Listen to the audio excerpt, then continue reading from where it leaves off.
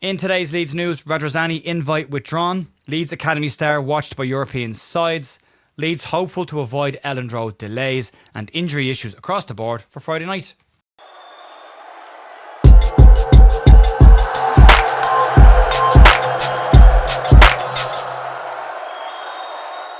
Hey folks, welcome back to the Leeds View for Thursday morning, the 23rd of October with your Leeds United news. Hope your day is going well. Hope your week is going well. Just a really quick bit of information to give you. If you watch our videos every day and if you see a little banner pop up that says become a channel member, that has been pushed by YouTube.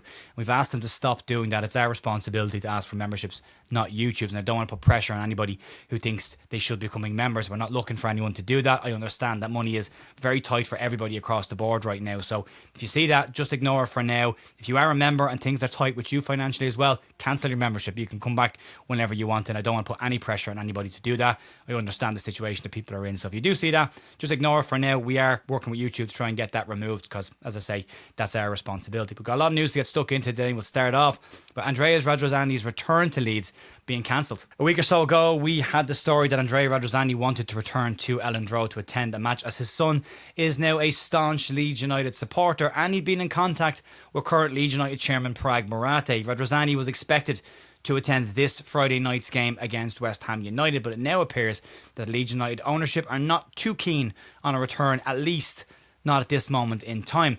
According to a piece yesterday in the Daily Mail, they say that the Leeds hierarchy were not pleased with Andrea Radrizzani's decision to disclose details publicly of his return to the club. The invite was for Radrizzani to attend the director's box and was withdrawn shortly after Radrizzani's interview went public.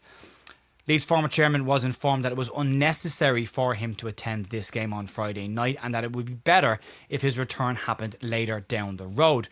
What's interesting about this piece is that it now feels more a case of Leeds hierarchy being annoyed at it becoming a public information than actually the man coming back to the club himself. And it appears they would much rather have kept the entire situation quiet. I've been pretty supportive of the 49ers over their ownership at Leeds United, but this is another situation where the 49ers prefer to work in a cloak and dagger manner and avoid actual transparency to the fan base.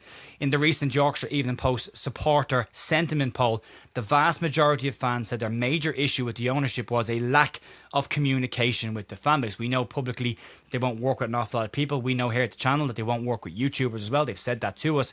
So all of this means that they're not getting that connection or at least communicating with their fan base. But again, now we see that there was a planned stealth approach to this, and whether you wanted to see Andrea Radrizzani back at Elland Road or not, it was a 50-50 split actually in the polls that we ran.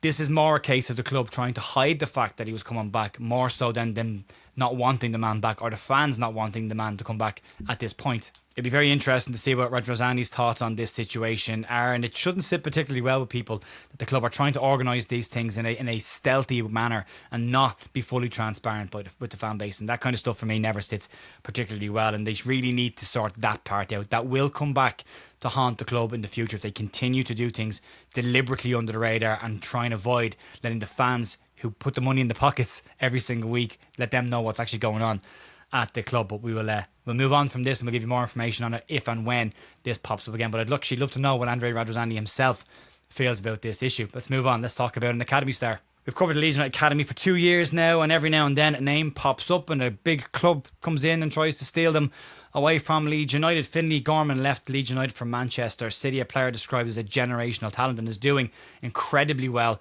at their academy. He left Leeds for, at the time, a British transfer record for a 15-year-old.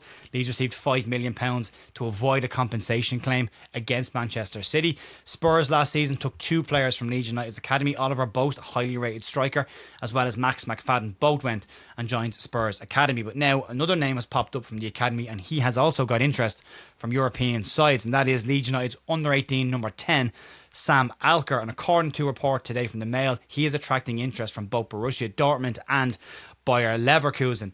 Sam is a technically very good player. He's a skillful number 10. He's highly rated by Leeds United, and he's been a regular this season for Leeds under-18s as well as England youth level But Leeds are said to have offered Alker professional terms, but as of yet they haven't been agreed, and he technically can't sign pro deal until he turns 17 years of age, which will be in March.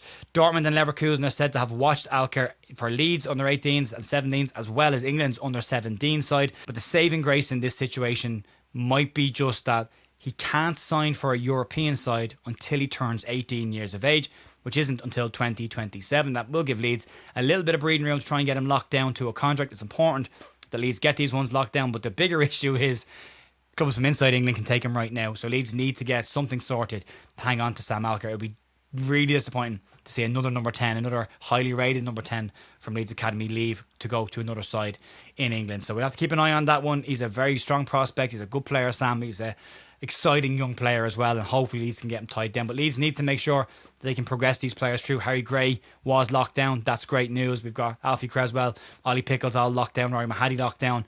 Important to try and get these players locked down as soon as they possibly can, but also just show them they should want to have a future at Leeds United. But we'll see how we get on. Let's move on. Talk about Elland Road.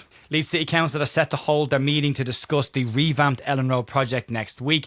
But Leeds are seeking assurances from Leeds Council over their proposal to expand amid fears of delays due to transportation and planning issues.